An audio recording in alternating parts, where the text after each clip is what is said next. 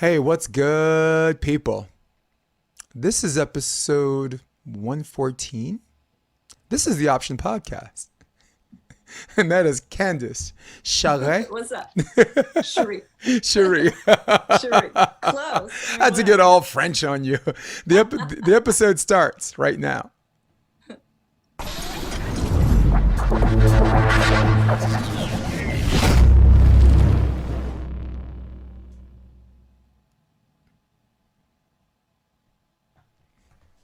What's good, Candace? Everything. It's Everything, good with right? you? Oh, it's pretty good. I actually, yesterday, the previous episode, I had a nice long discussion about veterans, homeless veterans, and stuff like that, finding ways for them to access benefits that are there. hmm A nice long discussion about the difference between throwing money at a problem and the management of said resources, which is why Yeah, you could see two companies that have the same amount of money but one's doing well and one's not. And I think there's a correlation that suggests it has everything to do with the allocation and management or execution of those resources. So, absolutely. but I don't know. Delegation too. We might talk about homeless vets and this and that. Ladies and gentlemen, this Sure. is Candace Charee, right? Yes. Charee, okay. I got all French on Charee, you. I was like, Charee, you have it. Charee? Who Charee, wants to Charee. Charee? Yeah, it is French. I even have the little doodad at the end of my name. Oh I my don't God. forget what that thing's called, but yeah. My mom actually named me that because she knew in utero that I was going to be a singer. She always thought that I would be a singer. And I've been a singer my whole life. I've been performing and all over the place in the entertainment industry for a very, very long time. So she gave me that name because she knew and she manifested it for me. So Dude, the word manifest is all over your bio. yeah. So tell me slash my people what exactly you are. Um, I don't even know what the title is. Is it a manifest specialist or is it? Definitely. I'm very very intrigued and I'm in many ways impressed that it's a health and wellness thing in which you've manifested your own title. So what exactly is the title? Is the title of what it's called? If you can compartmentalize it to a name. Yeah, I mean, I consider myself a trauma healing manifestation coach. Right. So I focus heavily on trauma healing and removing limiting beliefs. And so I kind of do full life transformation, I guess is what you can say. Mm-hmm. Yeah. Well, my understanding is you help heal. You I help do. you help with different levels of life prosperity. Yeah. And you definitely help with love. No, Oh, I or definitely help helping with love. understand what people love. D- can tell my people and your people Okay. um, when you use the word manifest, what do you mean? Manifest is to call into your existence. Hmm. It is a way of creating what you want to see. I Uh, mean, we're all manifesting all day long, consciously or unconsciously. So you can't get away from it. It's just how the universe operates, in my opinion. So everything is manifestation. People say, well, I don't really know how to manifest. Well, you do. You just don't know that you're doing it. You don't know that everything you see in your reality is a reflection of your beliefs, your subconscious assumptions, and your the way that you view yourself, your self-concept. So I basically teach people how to take what their current reality is that's generally like this. You know, we're raised in a certain way, we're brought up to believe certain things by our parents, by others who are very influential in our lives, could be grandparents or whoever. And so as you know, we're a child from 0 to 7, we don't even know, we're just in full subconscious like download. So as you get older, you're still operating from that same programming, just in different forms. so I guess manifest and a metaphoric as well as a literal sense is creating and creating and recreating. Yeah, Would I be would I be constantly. would I be safe? Yes. Would I be, Yes, okay, absolutely. would That's I a be not great, canceled that's a by saying great way that? yeah, that is a great way to say it. Yeah. Creating and recreating. Yeah, all the time, Mm. every second, you are calling into yourself something that's, repetitive or something new Mm-hmm. for you. So we have the choice to change anything and everything in our life. And I wouldn't say this lightly if I didn't already do it for myself. If I didn't have an incredible kind of hero journey of my own Mm-hmm. to say, hey, it's possible for anyone in any circumstance to change their reality. And I think that's the intriguing part, because we are all born in different places, different financial situations, different settings. Our starting blocks as far as manifesting is always different. Some people have to run 150 meters for the 100-meter dash. Some people, you're born here and that's it. And sometimes it just seems like there's no hope, and a lot of people become accepting of that. It's just true. like, this is just the way my life is. And I mean, me, without giving away my age, well, I'll just say it. I'm 51, and 51 No years way. is, hey, right? I look good, right? Yes. Yeah, Holy I don't look cow, 50. I thought you were in your 30s. I know. God. You know what I always tell my friends? I tell them I don't look 50. I look like a ugly 35. You don't look ugly either. Creeping on little ugly. girls. Come Hey, on. little girl. Don't you look nice today? But no, but I've definitely had some points in my life where I'm like, all right, this is it. And if this is it, I'm okay with it. And there's definitely some points in my life, this is it, but it can't fucking stay this way. Yeah, Like for to sure. quote Tupac, and Mama said there'd be days like this, but I'm pissed because shit stays like this. Right. And your story is very intriguing because it shows a demographic of people, and they're large in number. They're just not talked about because no one feels sorry for your type of person. All right, you aspired to be a singer. You were almost born to be a singer by name, right? You went out there and you kind of did your thing, and you were touring, and you had something that you thought in your predetermined mind was fulfillment. Yeah. And yet, still something missing, right? There's something that doesn't fill this certain void. So I'm going to give you the floor because I promised my people I wasn't going to talk more than you. I mean, this woman's truly a guest. This isn't like me inviting one of my volleyball people I've known for 10 years and we're just chilling, talking shit. Take me through briefly, or take your time. This is a podcast. You getting to a point where you thought was your level of achievement, and take me to the point where you noticed there were some voids to fill and how you got there.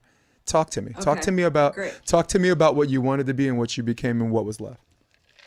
Okay. So back in 2008, I believe, I read a little known book named Twilight that most people have heard of. Back when it was the biggest thing in the world. I read that book after 6 months of somebody trying to convince me to read it. And I was like, ew, I'm not into horror. That's gross. I thought it was a horror book. It's people I had no idea sucking on your neck. Yeah. I mean, so I read these books, and instantly it like inspired songs from me. So I started writing music inspired by the books, and I went into the studio, into one of the most famous studios in the country out here in Arizona, and worked with a well-known producer, and we started creating music. Well, I hired an attorney to help get it on the soundtrack for the movies. So it was listed for the soundtrack for the second one. It was listed for the second soundtrack, which means that they put it on a list with a bunch of other artists. And once it's in post-production, they say, okay, where does this fit with the scene? Is this going to work? Well, because of that, I started posting on MySpace back in the day when it was a thing, and started building a huge following from that. The amazing thing about the Twilight community was they were so all in when they liked something that had to do with it. So I started to build a following. The CEO of Creation Entertainment reached out to me. Creation Entertainment, they do all of the biggest Twilight films, or not films, conventions, the Star Trek conventions, huge conventions, reached out to me and wanted me to come perform at one of their events. So I performed at one of their events. It was amazing. Then I was brought on as their official musical act for all of their tours. I did like 12 or 13 tours around the country. It was the highlight of my life. Well, the soundtrack, they kept like pushing it and pushing it and pushing it to the next soundtrack until Breaking Dawn. And then they didn't put any independent artists on Breaking Dawn because the movie was so huge. It was Beyonce and Ed Sheeran or whoever the heck. It was everybody big. So that was okay. But for me, it was like, that's what I was building up to. It was like, I'm going to do this. I'm going to be this huge star and have my music out there. And, you know, I have millions of views on my YouTube, you know, music or whatever, back in the day when it was actually hard to get views on social media. Now it's very easy. But after the tour ended and I didn't make the Breaking Dawn soundtrack, my whole life just kind of stopped. And at the time I had I think he was 4, my son, he's now 15. What year was that? I don't even remember. He was still little. And I'm like, okay, I can go back to being a stay-at-home mom. That did not fulfill me, just being a stay-at-home mom. So many people it does. And I don't judge anybody for what they choose. But for me, I needed more. I always needed more in my life. So while I was touring, I became friends with a lot of the actors. A friend of mine was producing a movie. She's like, can you help me with some casting? I'm like, sure, okay. So I started getting into casting, and then I got into producing. And then I created several different projects with a friend of mine, got into film and television. Okay, great. I'm like, yeah, I'm going to do it. I'm going to make it. Something's going to happen, right? Well, one of my projects crashed and burned when our investor pulled a 180 and basically did a hostile takeover of my company and kicked me out of my own company. And the project later went on to fail. Well, shortly after it went on to fail, after it was taken from me. And then here I am again going, what do I do with my life? What am I going to do with my life? At this time, I had another child who was about, I think, 8 months old when this happened. So I'm like, okay, back to being a mom, you know, just doing that. That's took some time off. Yeah. Took some time off from the film television industry. At this point, I was remarried because I had gotten a divorce after my ex told me, you need to quit your music career. You need to quit everything and just stay home and be a mom, or I'm leaving you. I said, see ya. Yeah. You're not going to tell me that I can't have my dreams and my passions when I'm really good at multitasking and doing everything else. It was fine because it was the end of our relationship anyway. So I got remarried. Yeah. Things were great for the first year. And then you gave him an out. You let him off the hook. You let him, all right? He's looking for a reason to leave. And he's like, all right, the mom thing then. Right. Yeah, exactly. Yeah. Man, the hell out of here with that dude. Yeah. Go ahead. Sorry. So it's okay. So I got remarried and really quickly, really quickly, too quickly. And I had been in a loveless relationship for 10 years, didn't know what it felt like to be loved. Fell in love with someone. We got married after a month of knowing each other. I don't recommend that. And had 2 kids together. So the relationship started great and then turned to very abusive. And I completely lost myself. I lost my film drive. He was trying to take over my film career, everything. I lost who I was. I was 2 weeks postpartum, and he wanted to go into why I was a terrible mother and I wasn't getting up early enough, even though I was up every night with this crying baby, taking care of this baby by myself. Anyway, it's not really the story, but I do want people to know that I haven't had just a privileged life where, you know, everything was hunky-dory all the time. It really wasn't. Thankfully, I was able to leave that marriage and break away from that. And, you know, I got 2 beautiful children from it. But then I had to figure out how to rebuild my life. I ended the relationship with no home, no money, all of the debt. I'd been a homeowner since I was 18. He came into my life with, I had all of the money. I had the home. He had a van and $500 to his name. And I built a business. He got the business. Literally, Jeez. I walked away with nothing. It was a very sad story for me at the time. It is. Well, it is sad because you look at the guy with only $500 and living in the van, and you're like, that's sexy as hell. I mean, I know. You know, that's supposed, Why you're supposed to be I the did what I smarter. You did. guys are supposed to be the smarter gender, man. No, I'm I playing. know, we were supposed to be. I'm messing with you. You know, I'm not I vilifying, know, and I I'm know, not being judgy. I mean, come I on, know. I'm too I old for don't take bullshit. offense. But go ahead. Yeah, no, I'm not taking offense. It obviously it was a bad choice, but it was the choice that I needed to make because I wouldn't have the knowledge that I have now without those choices. So I can't even judge it. I can't even. I've forgiven him. I've realized my part in the breakdown of the relationship, the breakdown of myself, and started from. I had to move in with my mom. And thankfully, she had a beautiful guest house I could live in with my kids and rebuild my life. So for the last 4 years, I've been rebuilding my life. And I had always known about the law of attraction. I'd always known about it, but I always felt like something was missing from it. I always felt like, okay, it's great. And I've tried to use it so many times and I get so close, but something is always missing. It doesn't fully translate to living my dreams. And it wasn't until a friend of mine sent me some books from Neville Goddard, who is the father of the law of assumption. He's been dead for like 50 years, but he's 72.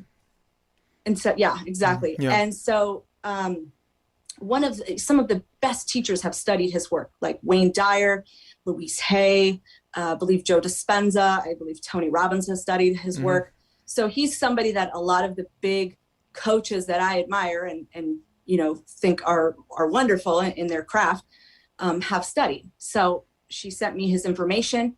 I started reading it and I felt like I was breathing air for the first time. I said, this is what I have been missing. Yes. And Neville teaches you, he studied and he created basically the law of assumption, which is everything you assume becomes true. Everything you assume long enough and hard enough is hardened into fact. You are the creator of your reality, not the universe out there saying, well, this is meant for you. This is meant for you, spirituality, woo-woo stuff. I'm responsible for my reality. I'm in charge. Nobody can tell me I can't have what I want. And I've always been kind of a brat that way where I didn't take no for an answer. And I was just like, okay, I'm just going to keep going. I'm just going to keep going. And it's what saved me. And I kept going instead of ending my life and feeling like completely hopeless. Even if I wanted to, there was still this, no, we're going to keep going. We're going to find something better, that drive that's been inside of me. So I started studying his work, and I've since then now have read over 300 hours of his lectures and his books, and probably, not to toot my own horn, but one of the most educated people in my niche on the law of assumption. So because of how much work I've done on it, how much I've tested my own theories and my own self and my own life, well, I started reading it. I connected with another person who also was a big Neville person. She had a little Facebook group that she was building. And she's like, hey, let's maybe work together. And I'm like, okay, I know business. I've always been an entrepreneur. I've always started businesses. I know how to start a business. She's coaching. She, is teaching me things. And so we kind of, collaborated. Well, her philosophy started to change and was not really in line with what I knew to be true. So we parted ways and I started Effortless Manifesting. And April of 2020, was it? Yeah, April of 2020, I started the business and I had like 130 people in my Facebook group, and now there's 9,000 of them. And I've built a beautiful, successful coaching business and created a reprogramming method based off Neville Goddard's technique called revision, his technique. And it's completely transformed my life. I'm remarried with the most amazing person that I could ever possibly imagine. And it wasn't without a lot of struggle there too. There was a lot of issues in our relationship that I had to go and heal. Yeah. You got to all break of my old crap, you got to break some eggs and make an omelet. Yeah. Exactly. So, and now I'm an expert on helping people manifest a specific person, manifest love, heal their life so that they're not constantly in this programmed loop of this is what I do every day. I can't do anything different, because it's not their fault. It's nobody's fault that when they're unconscious, it's not your fault. It's just how your programming is. It's like Microsoft Word. Kind It of. just does what it's told, It uploads. Yeah, it goes through a series of programs so your computer can function properly. Got it. Yeah, exactly. I guess echoing your sentiment, which you said as far as changing your life and seeing where you were and what you wanted to change, because this is very, very important that you said that, because anyone that's only read your, you like your page or whatever, thinks that you grab the world by the balls, you got it, and you thought you had it all, but then you still wanted something more. But man, did you go through some stuff. And this is something I want you to read. Actually, it was on Joe Rogan's podcast. I follow his podcast avidly, but really it's limited to the guest, right? Like, there's not a human being that's more like connected to the universe, right? You got Bernie Sanders, who's an independent. You got Ted Nugent, who's a hunter. You got all of these people that even Trump wanted to be on this podcast, in which he's said on 2 occasions, thanks, but no thanks. So basically, I'll read this, and you probably can't see, but I'm going to zoom in on it. He said, my advice is you have to think of your life in terms of a temporary situation. You have a finite amount of time, and it could be a good time or it can suck. And if it sucks, you have to fight to change it as if your life depends on it, because it really does. So when you started talking about what you went through and these ups and downs, which seem almost like residual downs. Yeah. If there was ever an example of someone who is fighting to change her life as if her life depends on it. Yes, it's so weird because I put that quote up on my social media platform, under my personal one. And then you tell a story like that. That's funny. and then you tell a story like that. So So nice. You took us through some of the roads that led to a level of prosperity. So I want to talk on different levels. Let's talk about the one that few people care about, because right, no, someone has money, right? They have prosperity, they got a beautiful wife and this way, but they still feel empty. Yeah. And that was something when I was reading your thing, I was like, you know what, those people have to be careful. Like sometimes if you get what you want, you got to want what you got. You spend your whole life wanting something, and then when you finally get there and you're like, either it's not exactly what you wanted, but you try to appreciate it, right? Because there are worse situations, but you want more. And in some instances, you feel like you deserve more, right? Sometimes you go through a whole bunch of shit, and you're like, I deserve more than this, So, some things that might scare away people from you are terms that we as a society associate with being not creepy, but like taboo, like mysticism, right? That's a word that's used when associated with Goddard. All right. Now, and I actually pulled up his Wikipedia page while I was listening, because I did some reading on him. But the Wikipedia page has like this one paragraph summary that's supposed to define this man's his whole fucking journey, which is ridiculous. Mysticism, Bible, it's one of those things that are like, when you start talking to someone and they start using these words and they look at you like, wait a minute, are you trying to get me to join the army? So just something like that. That's funny. Mysticism, well, self-help is boss. That's time tested, and there's no cancel culture in the world that's going to change that's going to make self-help a negative inference. So how you've been in the position where you've kind of felt like you had it all, but there was something missing. What was it? It was knowing that I'm not a victim anymore. When we look at our life as a victim and we say, all of this has happened to me, I had no control, this and this and this, it might have been the truth at the time, until you become a conscious creator, until you know that you are creating your reality based on your beliefs unconsciously. When I stopped looking at myself as a victim and I stopped blaming the world, blaming my ex, blaming my parents, blaming whatever the heck, I felt so free to say, I don't have to feel like that anymore. I don't have to look at people and say, it was your fault. No, I'm responsible now that I'm aware that I can create and change the past, is what I actually help people do. Change the past, that the brain believes it's changing the past. and recreate myself, I can't ever blame another soul for anything that happens to me. I never, ever, ever do. I might initially go, okay, nope, you're right. It's how did I create this? I have to instantly bring it back to self and say, how did I create this in my life? What is this teaching me? What do I need? Like if my husband's pissing me off, I will let him piss me off and I will say, you know what? I need some space. I need some time. And I will go in my room and I will meditate and I'll say, what is this? What do I need? And 90% of the time it's, I need some self-care time. And when I need that self-care time and I'm not taking it, it reflects in my reality. People irritate me because my higher self is saying, go take care of yourself. Go get your nails done. Go meditate. Go on a walk. Do something. And as a businesswoman, you know, running your own business by yourself is difficult and you're working all the time. So I've been able to put in new things in my life that have helped me stay more balanced so that I don't stay in my masculine energy all the time, working. But yeah, being a victim is really what I teach people not to do anymore. When you are a creator of your reality, you no longer can blame the world. You can't blame society. You can't blame the president. You can't blame your neighbor. You got to look at yourself and say, okay, these are circumstances. These things happened. How can I change them? How can I create even though? And that's what I did. Starting a business at the beginning of COVID. Most people don't think that that's really the best idea to do. But I do know also a lot of social media people have become big because of TikTok. And that's actually where I grew the most. But starting a business in the beginning of COVID. You have an astronomical number of followers, but go ahead.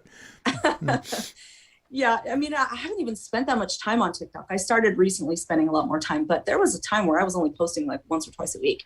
And if I went ham on it like 6 months ago, it would be even bigger, but that's okay. So yeah, just, you know, looking at my reality and saying, even though all of these things are happening, even though COVID is happening, I am always safe. My family is always safe. My loved ones are always safe. We're always taken care of. And that has been my truth and my reality. And that's what I teach people. Don't listen to the garbage on the media. Don't listen to the news. Don't listen to any of that if you don't want to be infiltrated. No matter what's happening, you can still be safe. You can still be a part of the minority of people that are living a good life still. You don't have to suck yourself into it. You can grow. And that's not saying that people in your family aren't going to suffer from COVID and that people might die. Obviously, that might still happen, but it's how you are preparing yourself for the ability to look at life and say, I got this. I got you. I got you, you know? Yeah. A little side caveat before I say what I got to say about that I find intriguing. Okay. You're a life coach. Yes. I guess I would say I'm a lifelong volleyball coach. I've been playing the sport for 30 years. I've been coaching for 21 and I've been doing color commentary for 10. But from the coaching aspect, as infinitely different as people think coaching sports and coaching life are, the one common denominator that has given volleyball players that I coach prosperity and has given I'm by some assumption, I'm giving what you have done that's given your people prosperity is the ability to take care of things you can control. Taking care, for example, if let's say I'm coaching an NCAA team, I've coached NCAA for whatever, but I was John Mayer's assistant at LMU for a year, just as an assistant, just kind of like more like from the outside looking in as a DOVO, as a director of volleyball operations, just filming, giving the coaches feedback. You control the gym time to prepare your season, like your physical or whatever. We have sports psychologists. You control the time you spend with them. You control the amount of time you maximize what you think you need to get better at practice, or whether you're going to practice and just do a whole bunch of things you're good at and feeling good about yourself, or whether you get your ass kicked and you're like, all right, you know, I got my butt kicked. I didn't feel good, but I didn't like not learn something today. So I just find it intriguing that at every level, at least the best of the best, the people who we classify as the ones who've made it, you know, and life, and also succeeded as these elite athletes, they always take care of their controllables. They always take care. Those are the ones that have a heightened emphasis on things they can't control. Like in beach volleyball, you can't control the wind, right? If it's a windy day, and from ocean to strand, if you're trying to pass the ball and the ball goes up in the air and it starts here and it finishes like 8 feet over there, you can't control that. You can't control that. A ball hits the top of the tape, rolls over, someone accidentally gets an ace. You can't control those things, but you can control practicing in the wind. You can control things that happen on your side of the net. So that was just a side caveat that I didn't mean to go so long on, but I thought was super necessary for all intents and purposes of what we're talking about. Yeah. And I was only interested, and this is what I was going to get to. I was interested because I live in something you call the bubble. I live in Hermosa Beach, California, Manhattan Beach. It's even more of a bubble than Manhattan Beach now because ordinance dictates that we're allowed to build roof decks and as well as patios. In Manhattan Beach, you can only be grandfathered in for certain stuff, and the homes that are being built are nicer, but.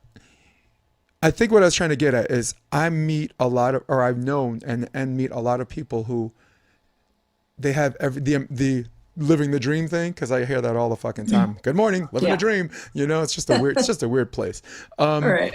But this guy has money. He's got the great job. He's got a beautiful wife. He's got great kids. He lives in this neighborhood that never rains, and if it does, it's beautiful. You go outside and dance in the rain because you're grateful.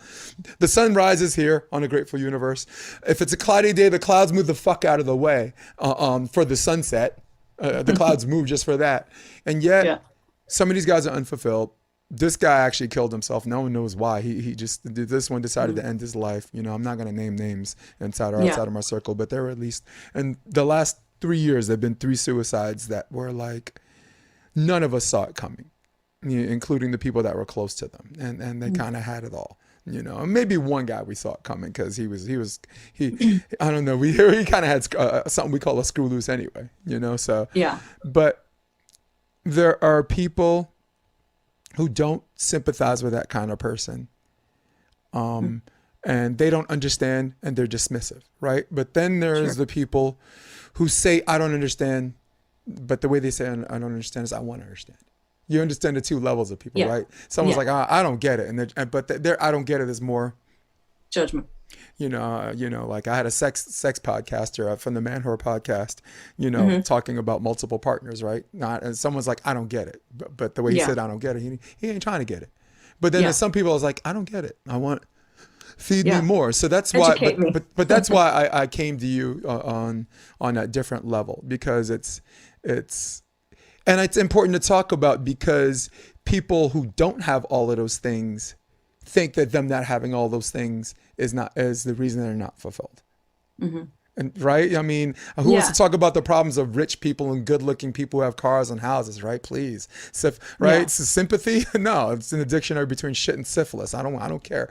But sorry, me and my descriptions. Okay. But that's why I asked you. When you were in a position where you thought you had it all and there was something missing, and that's why I asked you what was missing, and that was it. Yeah. Okay. I get it. Well, I totally get it.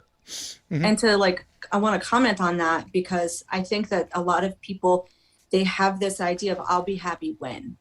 They're chasing the joy. Right. And they don't understand what they really need. They think, oh, the money's going to bring me the happiness, which money does help your happiness. I'm not going to lie. Just levels, right? Yeah. It helps. If you're a miserable person when you got money, you're probably not going to be any happier. But if you're a relatively happy person and you get money, that money could afford a medical procedure for your family or something. There's benefits to it.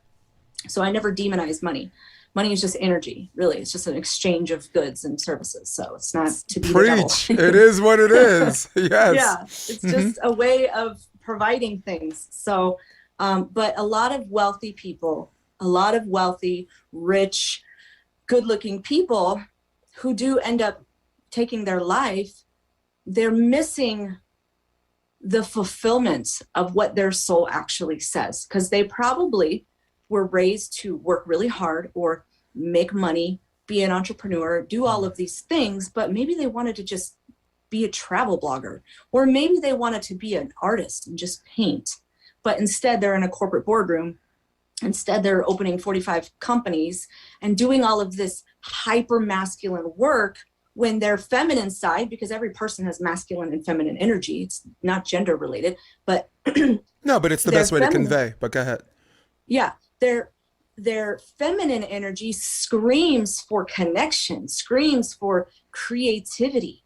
If you are a masculine person and you're not also nurturing your feminine energy with creative play, you're going to suffer because you're going to be hyper focused on the task and the do and the work and the control, versus Mother Nature is feminine, getting your feet in the ground, playing in the ocean, drawing, being creative, painting, making music, anything that's creative. Most of these people are probably not nurturing their creative energy. So they're just stuck in this rut of I gotta do, and they're addicted to it. They're addicted to the next win, to the next, how much more can I get? How much more money can I obtain? Mm-hmm. What is their real purpose though? What is their purpose in life? Is it to change the world? Is it to come up with a brand new thing that's going to save lives? Like, what is their purpose? Most of them don't know their purpose. They're just operating from status and trying to keep up with the Rockefellers. You know what I mean? So why is it's no, go ahead. Why is creativity and all of those things associated with feminine and the other associated with masculine? Because in our society, it is weird like that. It's like if you're not working hard enough, you're not a man. You're not like a real man. And it's time tested. It steers this direction. And I mean, you use this as a reference, if not to convey, but to understand our historical patterns as human beings and the behavior that's consistent with it. But I guess I'm and I sound like I'm pushing back a little bit, and maybe I am. Why feminism or feminine is why is feminine associated with creativity and all those things, and masculine associated with the other, the whole business, the hard work and all that shit? Yeah, so that's a really good question. And from what I have studied about masculine and feminine energy and other teachers of this, the feminine is a reflection of Mother Earth. Like, Mother Earth is the creative life force. Mother Earth literally grows everything. It is from the earth to the sky. Like, everything about the earth is creative. It's building plants. It's creating oxygen for us. It is clouds. It's everything in the creative aspect is the earth. And so they associate it with the Mother Earth. The feminine flow is to be, and if you study feminine people, very feminine people, they tend to be more productive when their feminine energy, when their creative energy is nourished. For me, as a feminine woman, I am more feminine than I am masculine, but if I'm out of balance in either, I feel it. If I'm not being creative, if I'm not taking care of my body, if I'm not moving, if I'm not dancing or singing or doing something, I feel stagnant. I feel just blocked and closed and irritated and just ugh. So if I'm feeling like that and I go in and do a creative task, it instantly opens me up. So yes, as men, if you look at children are all feminine, boy or girl, it doesn't matter. They are feminine. They are in their feminine energy until probably puberty is when their masculine energy starts to take over, if they're boys and if they're masculine people. So their masculine energy takes over, and then they're okay, now I got to work hard. I got to do all these things. And, a lot of children are raised, don't show emotion, especially boys, don't show emotion. You need to be tough. How dare you cry? How dare you say anything that you need? It's just kind of perpetuated from generation to generation. And it's a little bit less now than it was 50 years ago, because we're in a technology age versus an industrial age. An industrial age, they had to get out and start working at the age of 12. Yeah. They didn't have a choice. But we also hit a social crossroads too in the last few years too. I mean, 50 years ago, right? Women Or, I mean, there's a lot of women that didn't even have a job. I mean, women weren't allowed to wear Right. pants in church, you know, I mean, and when they did Yeah. get a job, they were getting paid 70 cents on a dollar. So, I mean, Yeah. so there is that. The reason why I even brought that up is because there is a shape shifting, a metaphorical shape shifting on what people associate with being masculine or whatever. You associated dancing with feminine.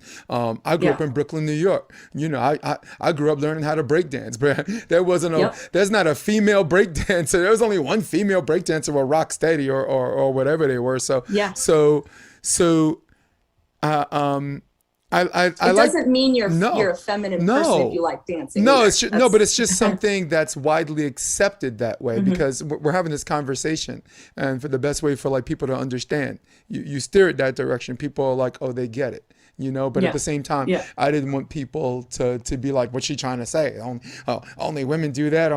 You weren't trying to say that. You know what I'm saying? No. So I pushed back a little bit, but it was for a reason. I appreciate that. It was a reason where people don't use what you're trying to say, which is really, really, really important. I mean, we stumbled onto this importance. I'm just here talking shit, but I didn't want them to take that as a straw person fallacy to shift what your point was to begin with, which was inner happiness and finding ways to achieve that and this and that. Here's my other question that I was kind of writing down while you were talking to me. Rhetorical question. How important is forgiveness? It's everything. As far as your achievement and this and that. It's literally everything, because forgiveness, like I talked about earlier about being a victim, when you feel like a victim, you can't forgive because you're still harboring all of these feelings. And woe is me, woe is me, woe is me. You know, I could sit and I could talk for an hour or 2 or 3 or 4 about my past relationship and about how miserable it was and the abuse that I struggled with. But I've since understood that I was unconscious. I didn't understand what was happening. I would never let that happen again. You know, I know now not to ever allow another person to treat me this way. But I have forgiven him so that I'm not holding that. And I forgive myself mostly. First and foremost, I forgive myself. That's for big. Being unconscious. It's okay. It's, you know, I do mirror work several times a week where I look in the mirror, I talk to myself in the mirror, look in my eyes. If you've never done this, it will change your life. And I talk to myself and I forgive myself. I say, I love you. I forgive you. Please forgive me. Thank you. Thank you for my beautiful life. I love you. And I would say 80% of our population has never practiced mirror work because they weren't taught and raised to look in the mirror and say, I love you. You might look in the mirror and be like, yeah, you look good today. Cool. You know, your outfit looks nice or whatever. But who actually looks in the mirror and says, I love you? And when you start practicing this, you'll probably cry, you'll have emotions come out, and it can really transform your life. It was the beginning of my transformational stage, was starting with mirror work. So forgiveness is really is everything, because you're taking the responsibility and saying, I'm responsible for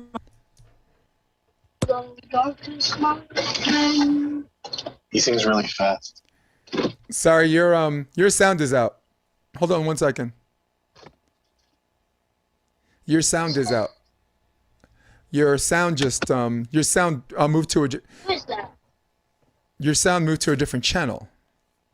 Okay, there we go. Sorry. All right, cool. My phone is connecting to my car. My husband just got home, Nice. I guess. Someone in the car is like, "Who is that?" I'm like, "Who are you?" He said that? Yeah. No, someone my said, "Who gosh. is that?" And I'm just like, "I don't know who that is." Okay. I'm so sorry. Yeah. But no, that was know. actually hilarious. I don't even think I'm going to edit that part out. I think we're just going to leave It's that real. in just because it was It's fun. just real. Yeah. So, But there's something liberating about not having someone live rent free in your head. yeah. There's something freeing about saying, you know what, it's all good. You can, I mean, forgive and forget are I mean, they're not always kissing. They're not always strange, Sure. married to each other, but they are kissing cousins. You know, I mean, you can forgive them and forget them in that regard, but Sure. but there's nothing more liberating. And at the same time, the burden of responsibility, it's such a weird crossroads, right? Because forgiving seems easy and it's not. You know, like let's say someone cheated on someone, right? Like the person's power to forgive, it sucks because now it feels like the burden's on them and they weren't the one that did the cheating. Right? The burden's on them to put it into this box and say, hey, you know, I forgive you. And that sucks, you know? So, I mean, there's certain levels of forgiving the transgressions. And it's scary because, Candace, it's getting worse. It's getting worse because of, I don't mean this to put everything under the general blanket of cancel culture. Yeah. It was once said by, I guess I'll say Joe Rogan, but amongst many people, it's very easy to take your worst moments, to take you and your personality and things that someone's looking for something they like about you, something they don't like about you. It's very easy to go into your past and take your worst moments, the worst times in your life, and knock out all the good stuff and just say that's who you are as a collective whole. It's very easy for, if you, as you continue to build your brand and your face is out there, somewhere along the way, someone's going to find something you said 10 years ago where you weren't that person and you mean to say it, or you were that person, but but it was 2 decades ago and you're far removed from that person, and to attack you. And those kinds of people never apologize because they think there's no forgiveness because they don't have the power to forgive. In a world where it's the death penalty for every little thing you do, who the hell's going to say I'm sorry? Who the hell's going to say I'm sorry if there's no power to forgive? And this is my way of conveying that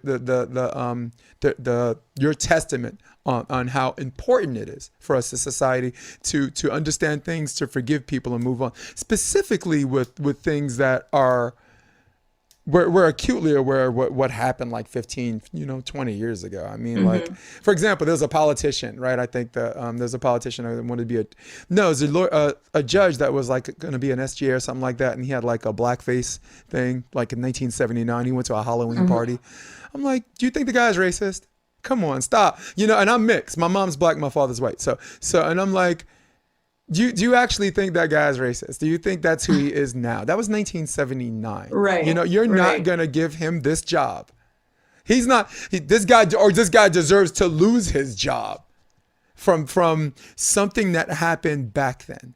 And because we find these worst moments as a society, because we're hypersensitive, especially because of the electronic age and the information age, and because we lack the power to forgive less and less and less, there's not going to be any fucking ownership. There's not, I mean, it's getting worse.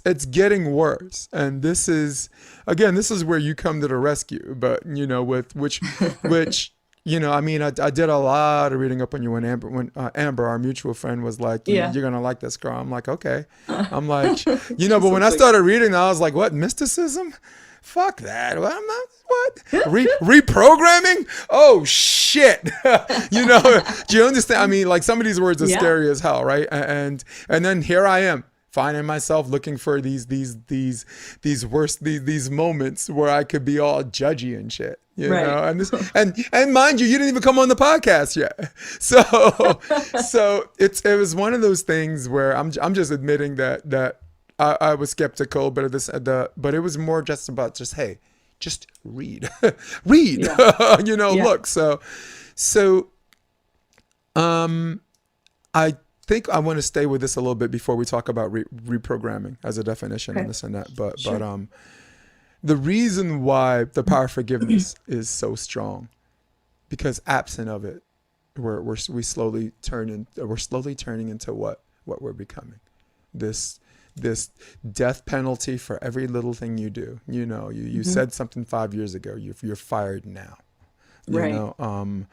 And you forgive people because maybe that guy, $500 living in his van, maybe he's different now. Maybe he looks back on that and is like, man, I wish I could have done that different. And I wonder what she's up to. Oh, cool. I'll Google search her. She's doing great. I'm so glad she's doing great. Maybe, you know what I'm saying? Maybe he's a different person. Just people have to understand that they can change. Because people won't look for fulfillment. And I'm bringing this Kanye West full circle because they're like, people are like, what the hell is Jason talking about? But I bring it full circle. And thanks for your patience on this. Of course. That it goes back to not accepting things that don't fulfill you. Yeah. I've been in an age where I live check to check like you. I mean, I went through the whole caveat. It was crazy because you said something that everybody can identify with, and overwhelmed by my past pain and trauma, bouncing from one relationship to relationship with no idea on how to keep love, living paycheck to paycheck, confused, exhausted, and uncertain of how to make my biggest dreams a reality, anxious and depressed. At some point, never mind 50, at some point, even in your mid-20s, you're going to experience most, if not all of these things. And I guess what I'm trying to say, that's taken me a long time to say, is we don't have to look at this situation and say, you know what, if that's what my life is, I'm good. It's not. You're not good, and it's not good. Why settle? And it's not good. Love is not the absence of misery; it's the presence of happiness. Yeah. So, I'm patting that one. But put that on a meme. Freaking patting that, man! I don't want somebody taking that one from me. And that's where you come in. That's where you come in. And if there's anything you want to add to what I just said, let's do it. Floor is yours. Oops. Sorry. It's all right. I'm like, who's that? People be calling me in the middle of our... I know. Yeah. Hey, you up? You up? I've had a couple of those. Listen, when we're in our 20s, we get those at 2:00 in the morning. When we're in our like 30s, 40s, and 50s, we get those like 8:00 in the morning. Are you up? Everybody's tired. So same message, different time. Yeah, exactly. So anything you want to add to what I just said about not settling, because there are some people that it's happened so long and so residual, and that doesn't seem like there's any hope, of any change. It's certainly no change for the better, maybe change for the worse. It's almost absurdism. Like it's very consistent with theater of the absurd, right? This circular action where every act you're right back where you started from, except it's a little bit worse. Like Beckett, like Waiting for Godot, Rhinoceros, maybe some man equals man. I'm not going to attack Breck like that, but sorry, floor is yours. Okay. Accepting this versus not accepting this. Yeah, I always live by the philosophy of I do not take no for an answer, and that includes how I view myself, what I allow. And Neville always says not to take no for an answer. Persist, have brazen impudence, which means persisting until you get what you want. Live in that mindset until you get what you want. So just because your circumstance says X, Y, Z, that is a direct reflection of your beliefs. That is a direct reflection of your unconscious assumptions that have been created forever, or for 5 years or 2 years or however long you've been focusing on that one thing. And so you can change that. You can change how you view yourself. You can change how you show up for yourself, and it will reflect. It doesn't have a choice but to reflect, because that's the way the law of assumption works. So never, ever, ever settle for less than the best for yourself. That's what I teach people. If you want the best, you freaking get it. Don't let anybody tell you no. Imagine all of the successful people that we both know, if they took no for an answer. We wouldn't have an iPhone. We wouldn't have Oprah Winfrey. We wouldn't have, half the people. Wouldn't have because Zoom. We wouldn't have nothing, because those people would have been like, oh yeah, someone said no. Okay, I'm going to go back to my 9 to 5. Let's go home, boys. Yeah. Exactly. So no, I am very adamant when I teach people in all of my videos and my social media and one-on-ones, do not take no for an answer. I don't care what the circumstances is. It's just a reflection of your beliefs. You change your beliefs, your whole universe will conform to your new belief. It is why people who, when they change, when they all of a sudden are saying everything is working out for me, and they, revise, they change how they see themselves, their self-concept changes. All of a sudden, they're getting new job opportunities, more money is flowing to them, and they're not necessarily trying to have that happen, but it's a reflection of their belief. You take someone who's miserable, who's negative, who's always like, nothing ever works out for me, and guess what? Nothing ever works out for them. You are what you believe, period. Yeah, because and it's proven. Yeah, well, because sooner or later that attitude emotes, and then to the people who are looking at you from the outside in or from the inside in, you become something we call that person, right? Yeah. Who the hell wants to hire that person? They're just negative all the time. Who wants to be associated with that person? So, so you're right. There is, look, I'm from New York. You're not going to find a bigger hater on certain levels than me. Yeah. To me, in my mind, I'm just calling it what it is. But to other people's mind, it's like, damn, can you just chill and watch some football with us, or whatever. So, that's just on a more simplistic level. Reprogramming, all right, is a scary word to some people. It's like, wait, you're trying to turn me from gay to straight or something, or reprogram me. Wait, you're trying to get me to join this cult, this religious cult. And I think the word reprogramming gets a bad rep because at the end of the day, when you change your life and you change the way you do things, you're reprogramming. When you change your diet, you stop eating vanilla Swiss almond Haagen-Dazs every single night by the pints. You have in essence reprogrammed. Right. I'm clean since 2013. I went to the meetings and everything. No, I'm kidding. Okay. But hi, I'm Jason and I'm a Haagen-Dazs addict. Hi, Jason.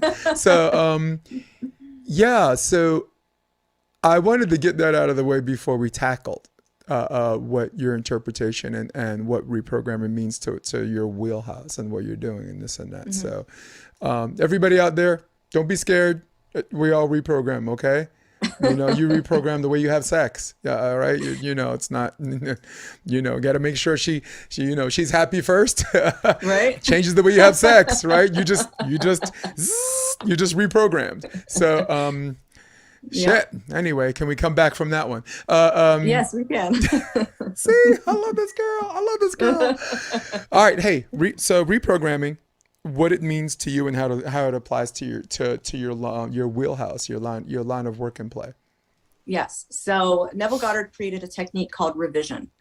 And he actually had, if you read his work on revision, I have to pull up the information of the article on it, but he told several well-known scientists in the kind of the neuro kind of space, not neurospace as like space, outer space, but what Joe Dispenza does, kind of like neuro mind kind of things. He talked to several people in that industry and told them about this, how you can go back in time in your imagination and change the past, and it will have a cumulative effect on your reality.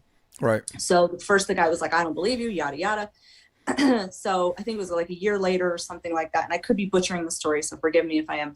But he got a message from this scientist who was like, you're right. This is real. We're practicing it. And I can't believe it. I cannot believe quantum physics, I think is what I was trying to say, that this is real.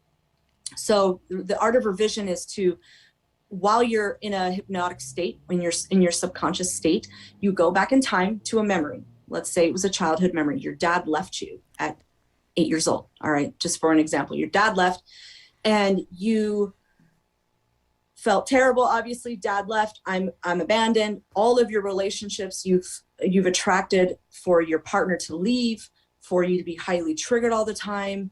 You don't understand it. Okay, great. I can figure out what it is in like 2 minutes on the phone with you. But we go back in time, we see that memory. I will literally take you back to that memory after you're meditated, after we're done listening to one of my meditations that I've created. And I will have you observe yourself as a younger person. So I will have you watch your younger self experience this for 30 seconds. This isn't like EMDR where you're in this pain for months and months and months. I don't know if you know anything about EMDR, but It can work, but it's also very exhaustive and very painful. So I've actually worked with a lot of people who've done EMDR and came to me and they were like, this is so much better. This is so much faster, easier. Anyway, so you observe it for 30 seconds and then I have you take your younger self out of the situation. And then we go and implant a new and wonderful concept of dad, that dad was always there for you. Dad took you on vacation. You have a conversation with dad. I play out like a whole 30-minute scene with you, your younger self, and your father. 99% of the time when we're done with the session, the people are crying and saying, I can't believe I feel so much better about my parent. I can't believe all of this anger I was feeling is gone. The reason that it works so well is because the brain only remembers trauma associated with the memory. So you change the memory, the trauma erases. The trauma goes away. It no longer has the pain that it's been holding on to. So it's very quick. Most of my clients see me 4 to 6 times to work on their childhood memories or their past relationship memories. And they feel like a brand new person. Well, immediately they feel like a brand new person, but there's more than one person in your life that affected you. So we go and we focus on the concept of the people in your life instead of reprogramming 150 memories like they do with other methods. And I've had a client who hadn't spoken to her father in 12 years. They had a terrible relationship. She was like, I'm ready to move past this. I'm ready to forgive him. We went and we did a reprogramming on her dad. 2 weeks later, she reached out to me. She said, or no, she told me 2 weeks later, her dad reached out to her to rekindle their relationship after 12 years. Many stories like this of people have had full transformation of self, and their person that was involved also forgets all of that because your brain is just reflecting your beliefs. So you change your belief about something and it opens up space because you've been blocking people energetically for so long and,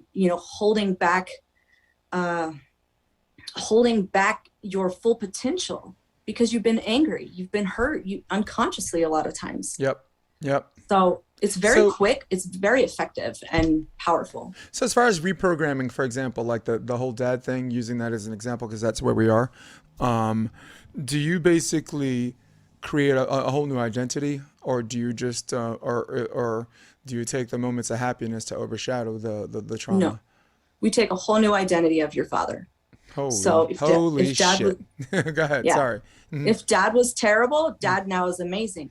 And your brain, 99% of the time, will believe it right away because of how we're doing it and how I take people to have a conversation with their parent too in their imagination. And they're able to say everything they need to say to their parent. It works for parents who've been passed as well. My dad died 5 years ago and I've done a lot of work on him.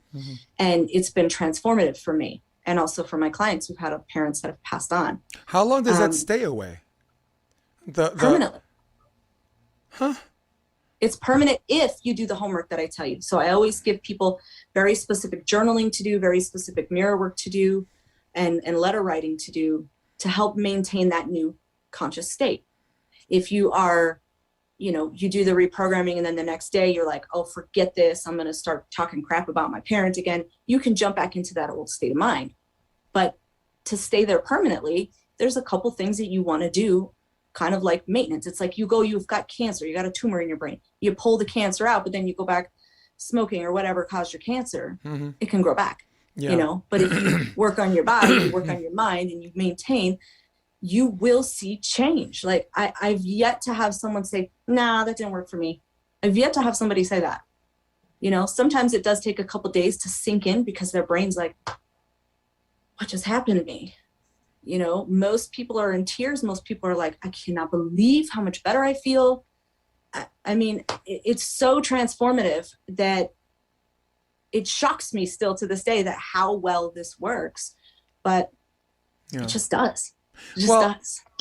I would suggest it works because the things that happen to you in your childhood that affect your psychological growth causes other things that happen to you where even science can't comprehend what the hell one thing has to do with the other, right?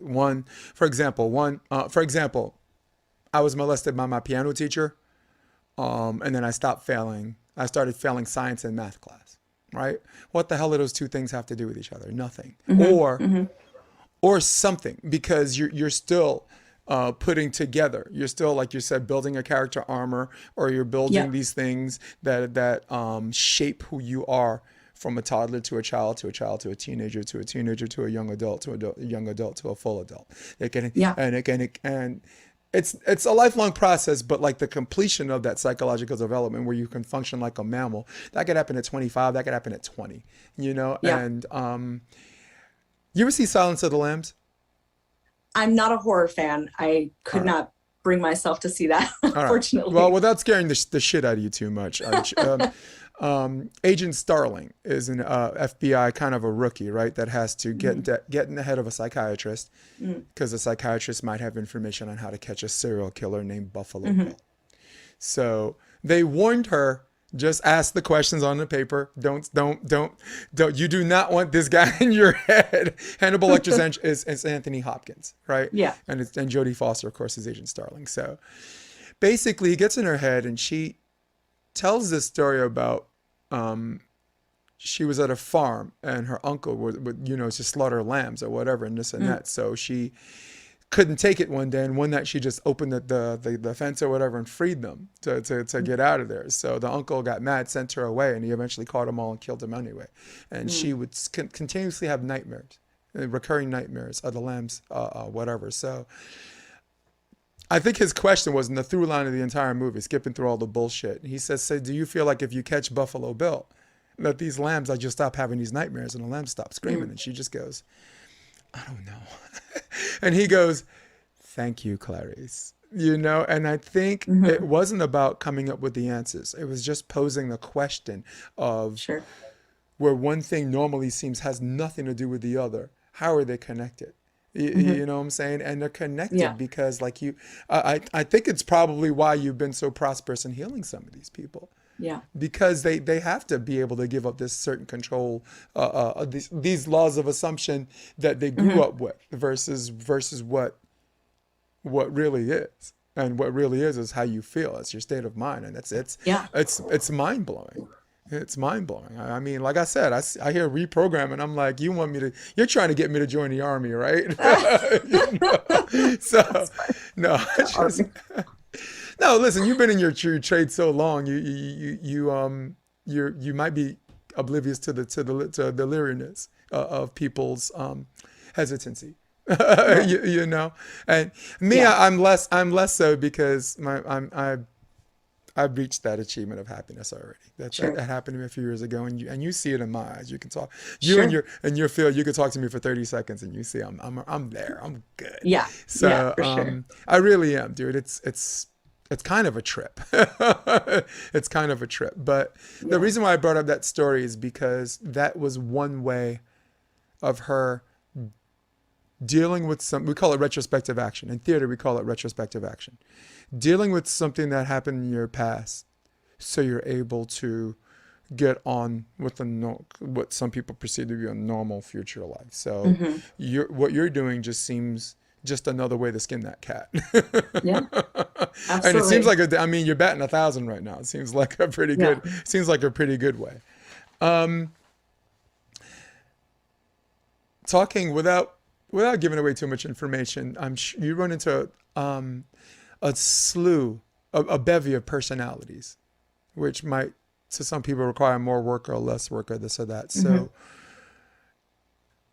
as far as heightened personalities, maybe people who had PSD or people who were just fucked up from what happened in their childhood, do you find all of the personalities and working with them the same, or do you find some of it more work to help shape who they are? Yeah, if a person has really struggled with a lot of abuse in their life, physical and emotional abuse, they need more sessions because they have a very stubborn mind. Their mind is like so wrapped up in the events that it's very hard for them to fully let that go. So I do have some clients I've seen for a while who've been through the most horrific things, but who are now happy and thriving in a way that they would have paid $1 million to feel. And because they finally were like, okay, I'm gonna let this go. I'm gonna let this go. I really am gonna be happy. So there are some clients that do take a little bit more time because they're their brains are more stubborn. Yeah. And then others who don't have the same trauma, who can come in and be like, yeah, I'm ready to get rid of this. And, you know, their limiting beliefs weren't that big. And it's like pretty instant for them. So it just really depends on your background. But I don't think anybody's a lost cause. Yeah.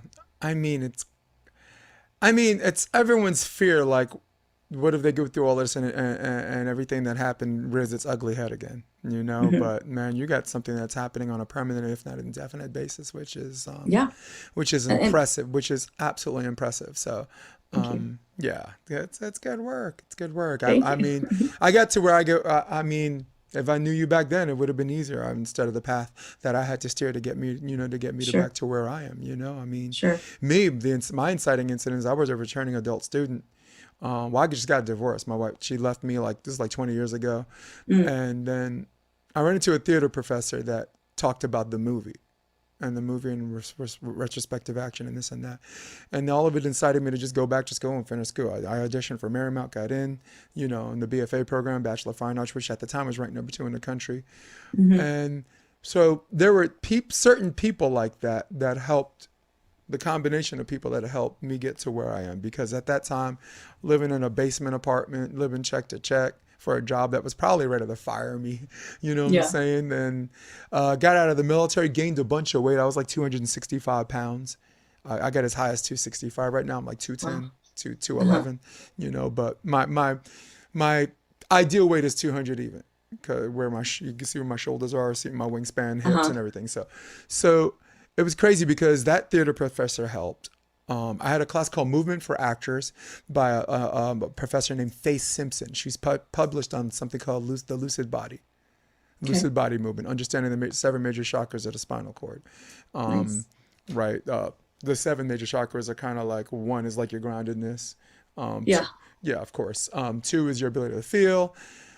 3 is your ego identity. 4 is like your heart, ability to love and be loved. 5th is kind of the ability to speak and hear the truth. 6 is the ability to see. 7th is the ability to know. So and all of these are somehow connected to the spinal cord, from the coccyx to the sacrum, to the lumbar, to the thoracic, to the cervical spine, 7 vertebrae over here, to the occipital bone. So it's one of those things where through meditation and through exercise, through her expertise, we're able to explore the strengths, the explosions of those chakras. And I'm not getting religious here. It was just a teaching tool it was more of a scientific teaching tool for actors, so we can portray characters, older people who someone's repressed. We have to know they're slump shouldered. Someone's like a challenger defender. So it just helped us become better actors, understanding the lucid body. So the opposites of these things, right? Groundedness is fear. The ability to feel is guilt. Ego is shame. 4th is grief, lies, whatever, detachment, blindness, shit like that. So, and you had to take it for a year. So because in acting, when you take a class for your major, you're stuck with that same person the fall and the spring. And no one wanted her because she was an adjunct or whatever. But after the first semester, everyone was trying to get in that second. Everyone was trying to get in that spring. In fact, they kicked me out. I registered and my registration didn't go through. And I'm like, no, you fucking asshole. No, look, you stuck me with this chick and I want to keep her. So, but so her, Gordon Farrell, who's very, very big on, certain styles of theater that help affect real human behavior, albeit in imaginary circumstances. I don't really see how different that is from kind of what you've been doing. I mean, there's differences, of course, but it's real human behavior in imaginary circumstances. You reshape your mind, you reshape your level of thinking, and then and eventually you become this. Yeah. It's fucking crazy. It is. It is. Yeah, it's what religion has promised you. That you seem to be delivering. Again, batting 1,000. So, yeah. Oh man. Word. I mean, dude, I've had some podcasts that last 2 hours. I've had one, whatever. I only told myself I was, I didn't know what you had to do after this, but we're like an hour in. So how long have you been doing this? Since, well, as a business, April 2020. Wow. I've been studying Neville since 2019, early 2019, but actually doing it as a practice for others. When COVID happened. Nice. Here's a Wikipedia poll on who Neville is. Born in Barbados. Okay. His mentor was Kabbalah. Okay. Oh, Kabbalah. Abdullah. Did they get it wrong? If they probably did. got it wrong. His name Hell is yeah, Abdullah. they got it wrong. Deletionism is a real thing, Wikipedia. Oh my God. So yeah. Wikipedia is not always right for sure. And like, again, let's use a whole bunch of words that try to scare people off. Bible, mysticism. So, I mean, the day that Bible becomes associated with mysticism and like something crazy, I mean, look, I'm not a Jesus super freak or anything, but I'm like, when the hell would we be scared of the Bible? What the hell's wrong with a book that says, I know. What the hell's wrong with a book that says, don't cheat on your wife, don't kill nobody, don't steal shit, right? Don't lie, take a day of the week and chill, what's come on, I mean, well, again, that's just our human, I don't know if it's woke culture or cancer culture, but this thing where we can take the worst things of something and use it as a scare tactic. Like there's certain things in the Bible that are fucking scary too, right? And, you know, stories and this and that. If I'm lying, may God strike me down with lightning. And then the next line, and God struck him down with lightning. Of course, Old Testament. Yeah. So you started. So you're a year into this, huh? Literally a year and a half into this. Yep, year and a half into this. And I know you were going to ask me, by the way, I have about 15% battery left on my phone. So I'll tell you when it goes off again. But you were going to ask me about Amber and how I know her. I created a VT with Brad Lee, Lightspeed. Mm-hmm. So I'm going to be on his podcast on next Tuesday, I think, on the 12th. I'll be on his podcast. Yeah. So I'm excited about that. Which was really fun to come on your podcast first. I'm really glad that we got to do this. But Amber works for Brad. So nice. She's been helping me get my system up and running. I, filmed everything with them and launched my virtual training platform a couple weeks ago. I think officially launched it. And it's beautiful. Anybody can join for free. And I have about 8 videos in my free course that people can go and watch and learn from me. And then I also have a VIP group where there's 113 videos, 56 hours of my content for a fee every month that you get to have group coaching with me. It's really, it's too cheap. It's really cheap. Yeah, they get off cheap. But then I have, what? Yeah, they get off cheap. Yeah, exactly. And then I have a love course that I just created, how to manifest love. But my love course, what's so different about it is it's not just how do you manifest love. It's literally teaching you every single teaching that I talk about and breaking it down and the meat and potatoes of it to transform your whole life. So even if you didn't want to manifest love, you would get your whole life transformed just listening to this course. So it really covers the whole life because really love is the construct of the universe. It really is. It's everything. It's everything. Yeah. So when you emote that shit is golden. Yeah. People that see from the outside in that see something special about you and they're like, what is it about you? It emotes. Yeah. And I mean, people say they can only believe or acknowledge what they see. I'm telling you, what you feel based on what you see is a real freaking thing. Yeah. And I'm really glad to talk to someone that's in their wheelhouse to talk to say these things. I always say if it's not love, I don't identify with it. Yeah. And I'll ask myself if something happens and I say, okay, what am I feeling? Is this love or is this fear? If it's fear, I don't need to speak about it to another person. Mm-hmm. If it's love, okay, I will lovingly address you. But if it's fear, it's something that I need to go and break down within myself and say, what is this teaching me? What's the message? Yeah. Off camera, I'd love to tell you a story of what with my significant other, Kelly. We're together 10 years, but there was a certain trip and there was a question that changed our relationship forever, and it was and I'd love to hear it. And that's not everybody's business. I said it once on the podcast, but she's not comfortable with me talking about her. So no problem. So you can call me anytime. I'll tell you off camera. But okay. Before we go and before your battery dies, you were promoting and telling people where they can find you and this and that. So let's be a little bit more acute. Let's be more specific on particular sites. what's the name of your website? What's the name of your Instagram handle and your TikTok? People want to know more about Candace. Candace, I need you to save my life. Candace, I just want to love. Candace, I'm tired of all this trauma bullshit. Candace, I'm broke. I need some money. How can I get with Candace? Well, my website is effortlessmanifesting.com. Very easy. Everything you need is on there. It will link you to my virtual training platform. It will link you to my love course. It will link you to my social media, my Facebook groups. I have a Facebook group right now that you can join for free that's got almost 9,000 members in it. Mm-hmm. I go live in there, all sorts of stuff. My TikTok handle, they don't really, the TikTok handle is the same, Effortless Manifesting. So if you type that into the top, there's a couple copycats, but they don't have any videos. So people trying to be me, but they can't. And I know. Some of them try to rhyme, but they can't rhyme like this. That's right. That's right. Sorry.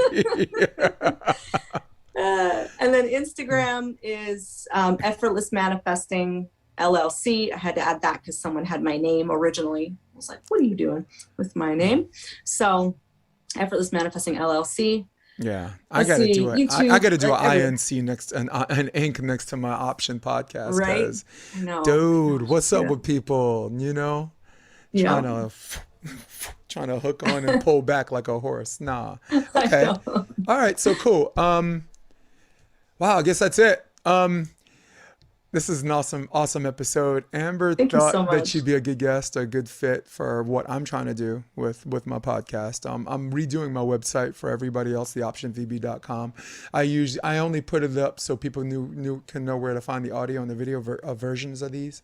But now that it's had legs of its own, and now that I know why I'm doing the podcast, because I didn't know why I did it. Yeah.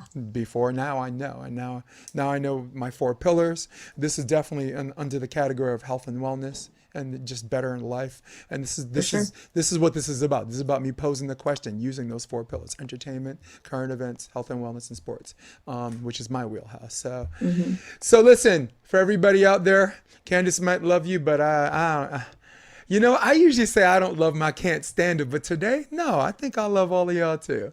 I think I love each and every one of you, just because this woman came on this show. All right. For all of you at home, for all of you about to get some lunch at the lunch line, for all of you on your iPad, for all of you on your desktop, who runs the world? Old school. For all of you on your droid. For Candace Charee. This is episode 114 of the Option Podcast. I'm Jason DeBeas. I'm going to hit my music. Stay with me. We're out. Come check out the Option Podcast on optionvb.com. It's also available on iTunes and Spotify, and on YouTube under the NY Varsity Sports handle. You're going to love what you hear.